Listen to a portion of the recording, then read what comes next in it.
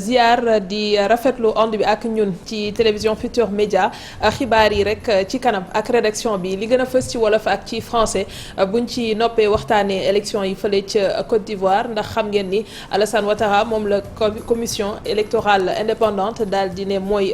vainqueur ci élection bi nga xamante ne génn nañ ci le 31 octobre Papis bàyyi liggéey da bu nekk loo xamante ne ni dina baax ñu taxaw ci gannaaw yenn incident yi nga xam ne gis nañ ko ak it processus électoral bi yëpp na mu tëddee loolu yëpp dinañ ci dellu soit leneen itam loo xamante ne nii tey jot nañ ko ci xibaar ci média yu bëri mu di ñi nga xamante ne ñoo nekk ci kujje gi police jege na seen kër yi ngir fexe leen teg loxo ndax it la ñu wax mooy dañu bëgg a taxawal ab conseil national de transition lu ci mënta am ci kanam Vamé Coulibaly la ñuy dalal mooy représentant bu regroupement des oufettistes pour la démocratie et la paix bi nga xamante ne nii kii di Alassane Ouattara moo ko jiite waaye moom section bu Sénégal la jiite gannaaw 20 bi ñu daal di yaatal ak moom pàcc bu njëkk bi ñu waxtaanee ci li nga xamante ne ni moo di secteur informel bi ndax nag ci gouvernement bu bees bi président Macky Sall dafa jagle ab ministère li nga xamante ne mooy artisanat ak transformation bu secteur informel ñuy dalal tey Serigne Mboup moo xamante ne mooy président union des chambres de commerce du Sénégal président dalal jàmm ci plateau bi. waaw maa ngi leen di dalal jàmm maa ngi leen di nuyu di leen sant di nuyu waa Sénégal yëpp yéen ziare ci mawlud bi. jërëjëf dañu ñëwaat ci moom ci kanam Papis nuyu naa maa ngi lay fay Aram di dalal sunu gan di ko nuyu et également di am plaisir di rappeler toujours parfois da nga koy naw parce que dafa bokk ci référence yi trajectoire am ak entrepreneuriat bi nga xamante ni moom la làmboo di def muy lu ñu soxla surtout si période bi donc c'est toujours un plaisir am ñu mel nii pour gën a nekk self-made man. Self-made man c'est extrêmement difficile dans cette Afrique. Merci beaucoup. Il y en a beaucoup hein. Voilà. Papis Macky Sall woowu la. man ci consultation yi. voilà. ma yëg naa ni am na ñoo xam ne woo nañ leen ci biir kër gi. léegi damay làmbatu rek ba keroog may nekk bokkuma ci man maa ngi géttu bay man géttu bay laa bokk VIP yi la ñu bokk man maa ngi fële quoi maa ngi ci people bi. alors ñu ñëw déjà ci gouvernement balaa ñëw ci ministère bi nga xamante ne moo ñu tax a jóg tey ci waxtaan bi naka nga gisee équipe bu bees bi nga xamante ne nii président teg na ko ngir ñu dox ci li nga xamante ne mooy relance économique ci génn ci Covid bi. waaw xam nga président de la République moom la nation bi wóolu moom lañ élire je pense que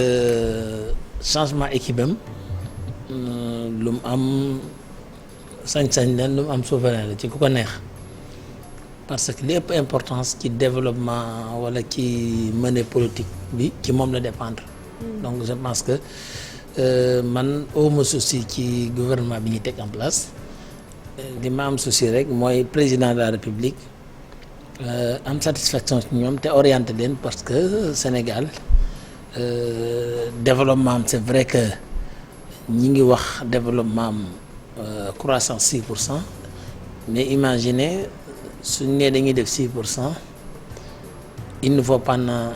20 ans wala 10 ans yu tegaloo pour doo di jot pays yu mel ni ay européens parce que suñ pays bi dafa xaw faible un peu voilà. alors tey bu ñu ñëwee ci département bu bees bi nga xamante ni nii jagleel na ko artisanat ak secteur informel loo ciy xaar. waa xam nga doom bu juddoo mënoo xaar lu bari ci moom léegi ci secteur bi rek ngay wax déjà avancement la ci ñu carrière ko ministère mais man carrière ko ministère ak carrière ko direction ak bàyyi secteur bi institution yi ko yor mu dox ak direction yi ko yor mu dox c'est la même chose je pense que nous tous nous tournons dans l'économie. Je pense que fii Sénégal rek lañ bari nga dégg ay ministère de l'informel ministre du commerce ministre nangam mais soo demee même en France bi nga xam ne mooy l'exemple amul ministère du commerce y a que ministère de l'économie qui gère toute l'économie léegi nag secteur informel man pour man damay yaakaar ne dañ ko xaw a ignorer tout dañ ko xamul parce que du secteur buñ mën a identifier tur bi ni mu tudd rek la informel mais du nit bi moo informel cadre bi ñu ko teg moo informel te tant que cadre boobu mi ngi ci gis boppam mi ngi koy ëppal avantage dem ci formel génn ko ci day difficile ñun ñëpp jaar nañ ci secteur informel jóge ci dikk ci formel mais da ngay dem ba mu yàgg nga gis ne bi nga nekkee ci informel ci nga gënoon a moins de problème de pression d'obligation mais du droit li ñu war a def moom mooy fexe ba nga xam ne nii secteur bi day nekk secteur boo xam ne nii képp ku ne da ngay fexe jóge ci secteur informel dugg ci formel parce que je vous donne un exemple suñ mbokk daara yi jóge fii di dem Europe di dem fi yëpp ci demul liggéey ci fabrique soo yoree sa activité di liggéey doo nekk ci formel doo nekk ci informel da ngay obligé dugg ci formel parce que environnement du travail bi foofu muy France muy États-Unis daf lay obligé nga dugg ci daf lay obligé nga gis sa bopp daal. te yan problème nga wax ne jànkoote nga ko ci secteur bi ndax nee nga nekkoon ci ngay rencontrer moins de problème sax que léegi yan problème nga jànkoonte. d'abord institution yi ñu ko tegal pour mu war ci nekk cadre de concertation institution yooyu lañ fay daalul je pense que mooy chambre de commerce ak chambre de métier. chambre de commerce ak chambre de métier du uniquement pour place informelle la moom mais mooy place bi nga xam ne nii boo fa demee da nga fa fekk section boo xam ne ni informelle la informelle bu ndaw bu ci digganteen bi ci kaw xam nga informelle dafa am 3 degrés ni mu am industrie am petite et moyenne et grande entreprise noonu la am petit informel jaaykat gerte bi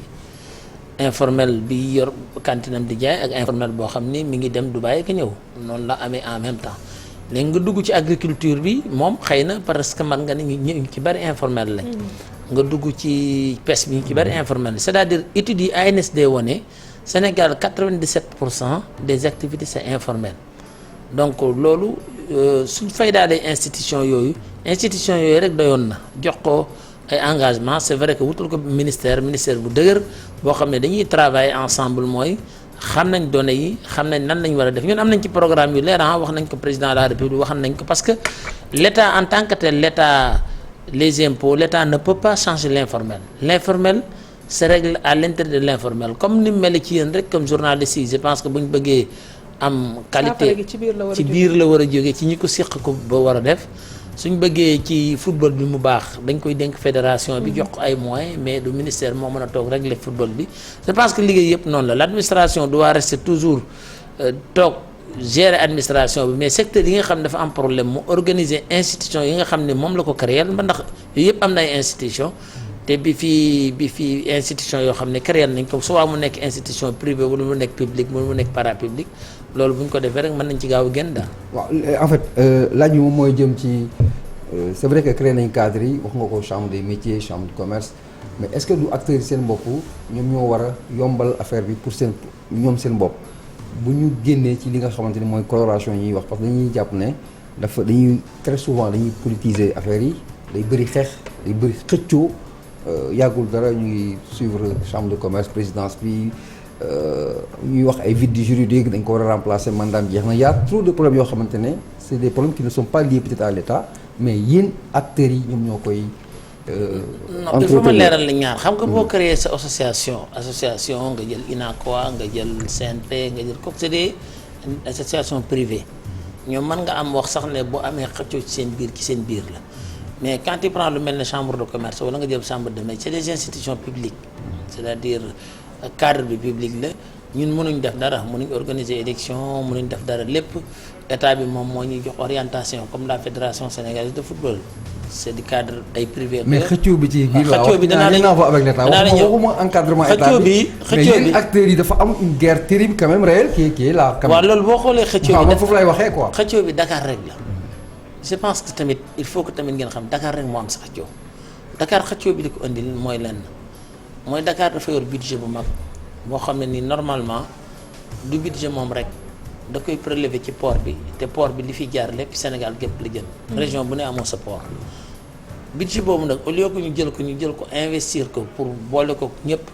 Dakar daf ko jël rek téye ko su fekkoon daf ko téye sax pour di ko investir pour formation pour financement des jeunes pour encadrement. y a pas de problème mën naa am sax région yi dañ ciy wax dara mais dañ ko jël di ko fonctionner mu nekk loo xam ne genre rente la beneen bi ci am mooy élection dafa amoon 2010 région yëpp amuñ benn problème région élire nañ seen président Dakar amoon benn contestation boobu ñu dem tribunal. est-ce que du parce que xaalis bi Dakar yor moo tax. xaalis li ngay wax noonu budget bu mais soo xoolee loolu est-ce que du xaalis bay créer histoire bi parce que gars yi fu xaalis bi nekk très souvent duñ fa sori waaw mais xam nga xaalis muy liggéey su fekkee xaalis pour xëccoo pour lekk la mën naa am problème du fa jógee sax mais xaalis bu fekkee tey dañ ko dajaloo budget Sénégal pour liggéey fii tey soo xoolee fi ngeen nekk service financier mooy service bi ëpp problème parce que il est transversal mi ngi partout mi ngi ci lépp lii ñuy wax sax bu du woon moom service financier bu deful woon li mu war a def lu dem kon bu ñu ko négliger parce que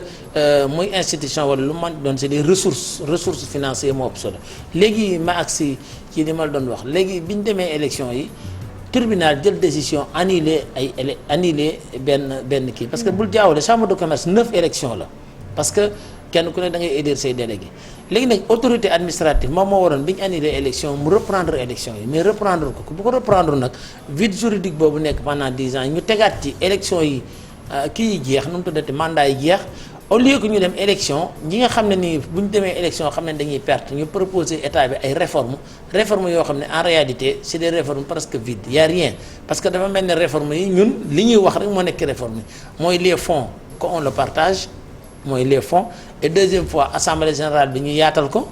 après mu am cadre de concertation commun loolu am na cadre de concertation commun mooy union nationale des chambres de commerce fonds yi moo des loolu 2 articles ci nekk. mais doxalin bi léegi parce que bu vide juridique boobu amee ak li nga wax yëpp dina am foo xamante dina sooxe ci wàllu liggéey est-ce que kon chambre de commerce bu Dakar mu ngi dox na mu waree. non chambre de commerce Dakar man d'abord Dakar dama ci mën a wax 2 fois dama ci mën a wax en tant que président de l'union. dama ci mën a wax en tant que acteur bu nekk Dakar. parce que il ne faut pas oublier que dernière élection 9 de mes sociétés sont votées c'est-à-dire chambre de commerce ni nga ko defee man mënumaa voter 9 fois mais société boo amee droit voter da ngay délégué directeur général bi wala naa yow benn yoon rek nga am droit voter kon man Kaolack laa choisiroon fa laa voter mais kon li am solo mooy képp kuy opérateur économique waxuma la sax buy opérateur économique nga am même boo voté wul da nga am xalaat ci Dakar. ndax xaalis ba fay dugg ci sa dugg la ndegam budget assemblée nationale budget bi nga xam ne moom la Sénégal yëpp yor la Sénégalais am droit wax képp kuy def opérateur économique war nga ci wax kon loolu léeg-léeg su ma déggee ñoo xam ne xëy na ñàkk xam ngi naan ooy diw bokkul fii warul wax fii non non képp koo nekk opérateur économique moo am ay fonds yoo xam ne nii c'est ay opérateur économique ki bokk am nga droit wax ji te wax ji tamit du waxu dara du wax ci sedd leen ma ndax ci mooy xaalis bi nañ ko utiliser fi ñu ko war a utiliser mais li ci ëpp solo ndax chambre de commerce bu taxawee taxawaay bi mu taxaw état bi jox ko li mu ko war a jox je pense que moom mooy ki nga xam ne nii moo placé pour mën a waxuma combattre l'informel de pour organiser l'informel jëli ko informel yóbbu ko formel ndax moom moo am maison de l'entreprise et en même temps li ci des mooy l'informel li koy dindi dëgg mooy créer de l'industrialisation je pense que les jeunes ils ont besoin de travail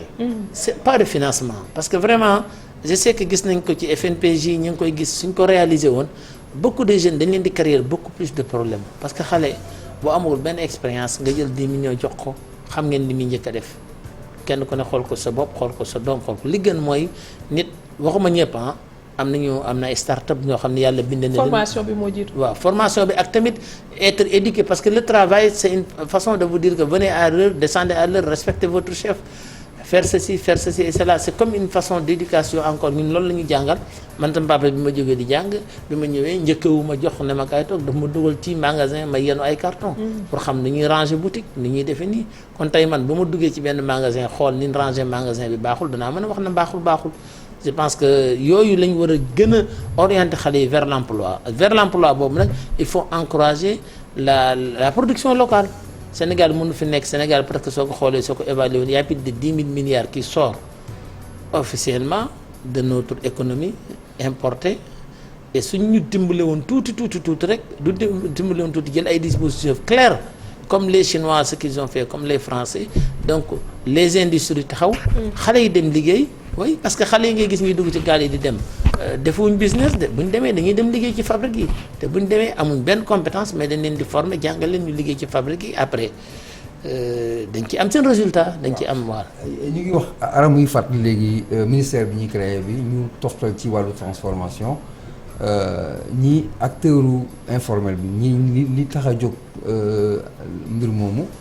ñi muy jokkool ñu ci bëri seen njàng walla seen compréhension demeewul noonu xëy na tey am na ñu bëri ñu nekk ci informel yëguñu sax ne am na dara lu jóg pour ëmb leen yéen les responsables yi nga xamante ne yéen a ci nekk ci activité bi lan mooy war a nekk seen rôle déjà moom une bonne communication que sénégalais yi xam ne am na kuréel bu taxaw léegi pour dem ci transformation par rapport ak ñoom seen activité. non xam nga kuréel yooyu am na fi amaan na soo xoolee da nga naan sax wax naa ko président de la république keroog benn note dama ne ko dafa dem ba nga xam dafa mel ne les coachs sont plus nombreux que les joueurs yooyu du lu bees ay secteur ay DER ay ADPM ay yëpp ministère du ñëw lu dul renforcer leen ministère mënul def lu ëpp lu fi nekkoon xanaa léegi li ci des mooy synergie boole action yi mais compte tenu que action yëpp dafa tas ñii ngi ministère de l'économie ñii ngi ministère de l'emploi ñii nga nangam li ñu leen doon proposer mooy chambre de commerce bi nga xam ne ni établissement public la dañ yëpp ñëw dajaloo foofu bu ñu dajaloo foofu ñun danañ leen dimbale parce que li ma doon wax rek kenn ku ne yaa gën a xam li ma doon wax waa ji ne ko bi waa ji xel mi neexul naan sama caay ji bi muy lakk li ci ëpp maa ko fayal sama bopp je pense que lu ci bari ci ñun ñoo gën a mën a xam nan lañ mën a jàppale secteur informel gis nga ci Kaolack ñun nañ faa def man lan moo ma tax ñu jox ma président de l'union des chambres mooy Kaolack dañu def ay liggéey yu am solo parce que léeg-léeg Sénégal da ngay dégg ñu ne industrie mais da ngay gis ci industrie boo xam ne nii l'investissement total matul 4 millions mais mën na la employer 100 personnes ah mais loolu joxuñ ko fayda loolu ndax boo demee ay Italie dem ay Chine les fabriques là mais ci ay conteneurs ci ay kër ci ay kii la nekk da ngay gis koo xam ne ni mooy liggéeyal ay Christian Dior ay yooyu di leen liggéeyal la loo xam ne boo demoon Chine bañ woon la fi muy liggéey mais atelier bu ndaw la ah l'essentiel mu génne qualité mais ñun dañoo dem ba nga xam ne industrie mooy da nga ñëw def ngandum bâtiment def ay directeur def ay tout ça donc de l'autre côté nag c'est bien mais si tu n'as pas de protection wala amoo ci benn avantage boo xam ne ni yow li ngay fabriquer Sénégalais yi danañ ko consommer da ngay tëj. léegi kon donc aujourd'hui jàppal ne waaw. suñu déggee sa wax nee nga c'est du déjà vu maanaam du lu bees ni lu am mais yow lan moo doon nekk frein yi comme ni ñuy proposer ay système ay organisation ay structure ay kuréel te ba léegi apparemment doxul. mooy nee naa la wax lan moo koy tere dox. finalement nee naa la lan la ñu war a def par exemple bu mu dox c'est ça. nee naa la les entraîneurs ñoo gën a bari footballeurs yi. c'est-à-dire aujourd'hui soo demee l'État lim créé ci ay institutions yuy jàppale secteur informel kenn xamul na nu toll xaalis bi ñu ciy def. kenn wetu amul njëriñ. waaw xam nga dara nit ki boo koy jox mu lekk sax te lekk bi organiser woo ko organiser woo ko xamoo lu mu war a añee xamoo lu mu war a añ da ngay ñëw sol après da koy indil feebar sax wala nga di ko wax ne ko añ baa nga fële beneen añ baa nga fële muy xëy fu ne mu taxaw foo def fa du loolu ñun daal li ñu proposé en tant que chambre de commerce en tant que institution publique président de la république jox nañ ko déglu nañu bu ñu dégloo gars yi déglu ñu ñun incha allah mën nañ jël engagement pour absorber secteur informel bi formaliser leen mais formaliser leen ba pare maintenir leen ñu toog mais loolu nag day accompagner avec un politique d'encouragement pour que les produits locaux xoolal lii su ma la waxee lii il y a 500 milliards annuels que les Sénégalais importent. ci tissu et déjà avant indépendance ay jean ay maillot coupe du monde fii lañ ko daan ñëwee et lépp ngi fii dara jógewu fi coton baa ngi fi xam-xam baa ngi fi Sénégalais mën nañ ko waxal loolu lu dul ñëw et donc de temps en temps dañ lay wax ne la yëre wolof laa sol mais li ki nekk yëre wolof dara nekk ci wolof. structuré moo def structurement xanaa dara nekk ci wala moo ko si mayam amul benn problème économiquement man nga ne wax yi ñu daan defar wala yooyu ñu daan defar nga xam ni fii dañu daan defar coton bi defar ko fii ay usines nga Kaolack Sotexka ay usines nga Sotiba et adduna bi Afrique ci boppam rek Afrique de l'Ouest bi ngi nekk y a 2400 milliards de consommation. mais dañuy wax tamit ne état bu Sénégal dafay faral di du dooleel trop secteur privé bi gars yi accompagnement bi dafay des. Ensuite les petites entreprises ça c'est une vérité taxes yi dafa xaw a métti au niveau de la fiscalité loolu tamit war na am. non man waxuma ne état bi mi dooleelul état mi ngi def lu man l'argent public mi ngi dem bu baax ci privé bi mais dañ ko. organiser parce que ñi entreprise yu ndaw yëpp dañ koy jooy au Sénégal. non xaaral ma wax la taxes yi c'est extrêmement xam compliqué pour ñoom. nga état mi ngi dem fa mi ngi génne mais est-ce que mi ngi dem fa muy dem est-ce que mi ngi jaar ci loxo yi ñuy jaar xam nga tey mënuñu bàyyi soo xoolee ay acteurs yoo xam ne ni ñi ngi fi nekk. depuis Senghor toujours ñoom ñooy toog rek il parle du secteur privé te xamatuñ activités yi xamatuñ lu xew ci biir xaw ma nag am na ci yenn journalistes yi am na ci sëriñ si am na ci feneen mais loolu mooy frein bi mooy nañuy renouveler Sénégal d'accord na ne président de la République dañ ko war di renouveler d'accord na ne maire dañ ko war di renouveler mais pourquoi les acteurs qui parlent au nom du secteur privé te ma jox l'exemple lu tax chambre de commerce am doole Sénégal ñu ngi jox indépendance en 1960 mais est-ce que tu sais que lu mel ne Kaolack ba 1984 chambre de commerce bi dañ ko téye Dakar ba 1974 parce que xam nañ ne loolu mooy xol bi. économie bi mooy loolu lay xol bi loolu li ñu doon jàngal mooy fexe leen ba continuer di importer seen produit yi ngeen di bay fii ngeen ñàkkal ko fayda mais loolu mooy dox ba tey léegi tant que génnuñ ci système boobu ne ok nañ jël léegi produit yi ñuy defar fii ñu amal ko fayda produit yi jóge importer ñu ñàkkal ko fayda. parce que gis nga secteur informel bi nga gis yëpp ñuy dugg ci marché yi di dem di importer suñ sañoon tey kenn ku ne yaa ngi am industrie di ko def te ku leen jàppale ñu def ko ndax am na ñu ko def soo gisee sa seen régie publicitaire bi testé ko nga xool 90% ñi ci publicité ils viennent du secteur informel mais da ngay gis ne dañuy dem ba mu yàgg rek benn affaire ne teel seen kaw amul pérennité ñu taxaw. alors bëgg naa ñu taxaw fenn foo xamante ne am na solo. foncier tamit dafa am wàll ci li nga xamante ne moom la ñu wax yaa ngi wax ñu taxawal ay industrie ñenn ci secteur informel ñi ngay wooyee ñi nga xam ne ñoo nekk peut-être ci niveau mineur bi ñoom itam yenn saa yi nga gis leen ñu teg fenn di jaay ñu xëy yëkkati leen problème foncier nekk na loo xamante ne tamit dangeen koy faral di jànkonteel est-ce que am na ay initiative wala ay xalaat yu ngeen teg pour que côté boobu noonu ñu mën ciy taxaw. waaw loolu xam nga moom man damay jox sama exemple jox ñeneen man 1998 laa imaginer ne marché waratul nekk na ma jël ci samay fonds propres jël sama terrain jënd ko état jaay ma ko ma jënd ko tabax centre commercial. gis nga li ngay wax Sandaga yëpp ñu lay wax ne enlevé nañ Sandaga lañ enlevé Sandaga ci cantine la nekk centre commercial moo ko ëpp. moo ko ëpp je pense que aujourd'hui mënuñ dem ci système o d'accord bàyyi kenn ku ne foo nekk teg baaxul ci ñoom. mais tamit l'État dafa war a def Almadies gi dafa waroon a marché bu mag comme marché Sandaga mënuñ jël Sénégal imagine Sénégal bañ taxawee ak léegi ba fi taxawee ak léegi defaguñ fi benn marché ab depuis 60 ba léegi amul marché yoo gis mooy maire yi ñooy fekk benn place daaj fa cantine boo daajee cantine nag après keneen teg boo daajul cantine léegi marché bi mooy créer boppam kenn ku ne da ngay ñëw teg sa table kenn ku ne teg sa waaw mais loolu lépp ci responsabilité management la boo demee Europe buñ quartier bi buñ ko daggee dañ naan marché baa ngi nii jàkka jaa ngi nii nangam baa ngi nii lépp leer hôpital baa ngi nii lépp leer ñëpp dem foofu et puis loolu dafa mel dafay dévaloriser même commerce bi parce que bu ñu jëlee exemple organisation Auchan par exemple je le cite moom moo tax xëy na mu am attrait boobu nit ñi di dem si Auchan ou à la place de bala maa dugg ci Auchan sax dama lay wax barki dem dama fekk ay xale ñu teg ay dàll ci kaw territoire bi c'est partout dans Dakar mais loolu da ngay dévaloriser kii bi ba war a jar 5000 duutu ko jar doo xam foo la doo xam bu foo te bu njëkk ñun suñ papa dañ daan am fierté ñu ne tabaski mu ànd ak ñun dugg bataa ñu dugg bataa natt suñuy dàll c'était dem boobu rek dafa nekkoon loo xam ne nii waxuma la dàll bi ngay am mais génn ànd ak sa papa dem bataa mais ay bataa mën naa am ay yeneen ak yeneen mën naa am yére yi tamit la même chose Sénégalais yi tey am na formation boo xam ne boo leen ko defoon tey ak teg leen ci condition yoo xam ne mën nga taxaw tout de suite ñu ñëwal la sa yére lii moo gën a jafe ñëw robb xale mais tey robb xale kenn ñëwu ko parce que boo ko ñëwee doo ci génn parce que chinois yi ils ont développé des industries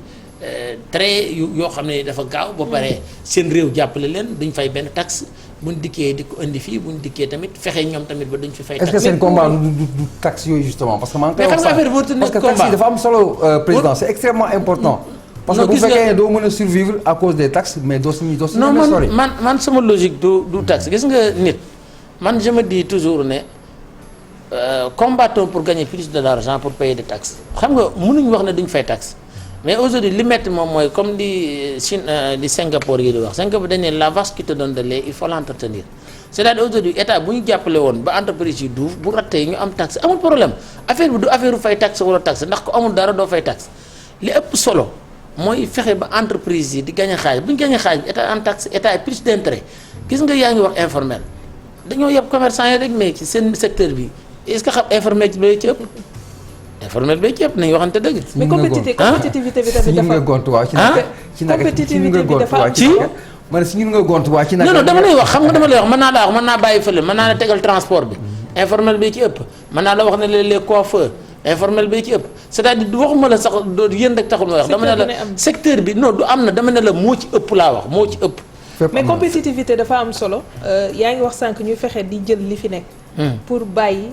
importer wala de moins en moins ñu jël importer mais bu fekkee nit ki dafay ñëw ci marché bi war a comparer les prix gis na peut-être bu importer bi moo gën a néew ci moom ci boursam que ki nga xamante ne moom la defaree fii ci réew mi foofu tamit est-ce que du nekk loo xamante ni frein lay doon. pour que non compétitif boobu ka nekk ci réewam exemple je te donne un exemple le Marocain a aidé son entreprise pour qu'il soit compétitif localement et extérieurement il l'a aidé il a vu jàppale wuñ la fii regardé wuñ compétitivité fii dañu dem ba nga xam ne ressources douanières yi mooy indice de développement moo ñu ne douane bi kon dafa mel ni l'État du Sénégal day xëcc beaucoup plus que ñu fay douane beaucoup plus que ñu xëcc fay douane mooy beaucoup plus que ñu importer moi je pense que suñ indice de compétitivité État xam na ko. xam na bu tegee tissu bi mu ne lu tax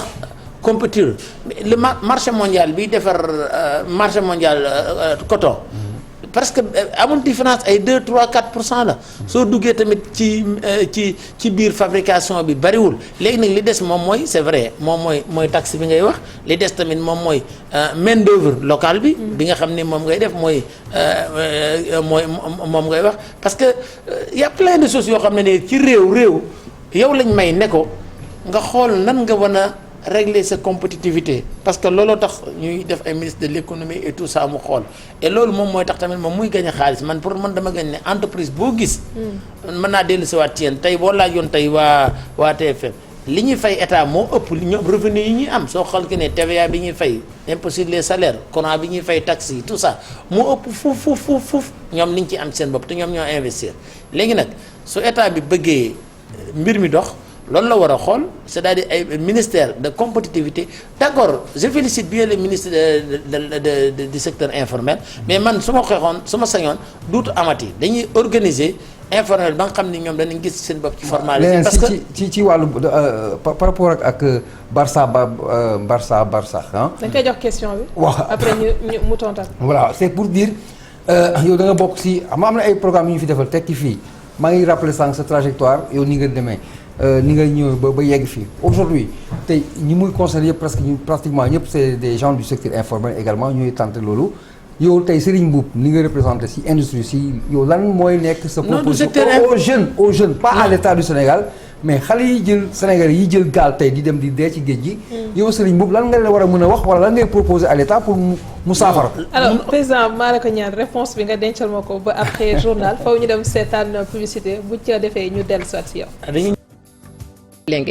jërëjëf Fatou Kiné Deme ñu dellu soit suñu gan di Serigne Mboup mi jiite Union des chambres de commerce du Sénégal président sànq Papis muy dem daf la bàyyil ab laaj immigration clandestine bi jamono ji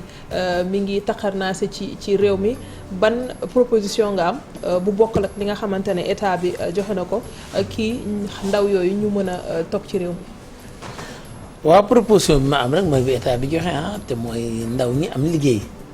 man du état bi jox ndaw ñi xaalis pour ñu liggéey ndaw ñi xaalis bu bari day seey seen biir li ma la wax dès le début rek mooy chômage bi moo yóbbu nit ñi parce que doo gis kenn mu dugg ci gaal gi am liggéey même bu dee gardien mais gis nga ñuy dugg ci gaal gi ñu am seen diplôme gis nga ki ngay wax fi Russie léegi ñu am seen diplôme parce que d'habitude kii day wax ne ñi ci ëpp ci informel bi mais non xam nga àdduna moom leen na fi am ba amoon diplôme bi gën a rëy ci àdduna bi te mënoo liggéey amoo liggéey. amoo métier non am liggéey xam nga métier c'est différent ak liggéey. voilà am liggéey nit ki ma am na métier mécanicien am na métier mécanicien mais s'il n'a pas de travail contrat de travail wala mu am lu muy liggéey du bokk man daal li ma ci seetlu mooy ñu gën a góorgóorlu parce que Sénégal man naa ngi koy fàttaliku ba 1980 Sénégalais pour mu dem France soxlawul visa. parce que les Français dañoo gisoon ne Sénégal mi ngi développé mi ngi am émergence